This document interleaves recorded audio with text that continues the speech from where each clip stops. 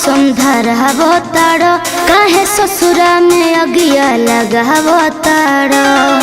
अरे सब का कर तारो तो का करी बतावा। जानू हमरा के कह समझावो तारो काहे ससुरा में अगिया लगावो तारो। से नूरा के लाज तू बचई हनु हो।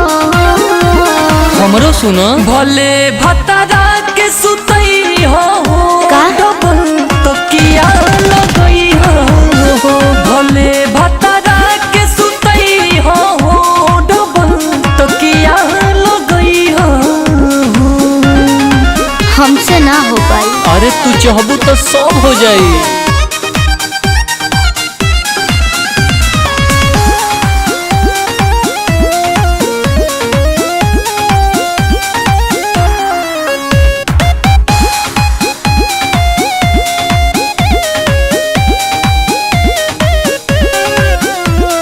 नैहर के बतिया भूला जानू हो। अरे काहे के देता डसा जानू हो। काहे ऐसे करेला। अरे हमार जियल तो खुदे मोहाल भइल बा। से नूर लगई बुतू तो पियावा के नाम के हाँ हो हम नहीं रहब कोनो काम के। मिले आई बुतोहरो से बोलाई हनु हो। ठीक बा सुना भले भतारा के सुतई हो डबल तकिया लगई हो। भले भतारा के सुतई हो डबल तकिया लगई हो। ऐसे कैसे हो पाई। अरे सब होला।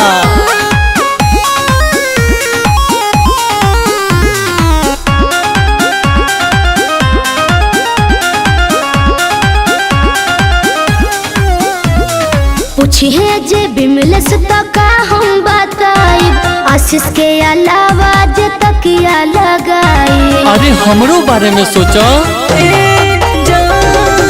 का बस करके भाव बुझा माने नहीं मन हो। काहे हो आनंद डिपी के हो धन हो। फिर नहीं बतियाए कढ़ई हनु हो। काहे भले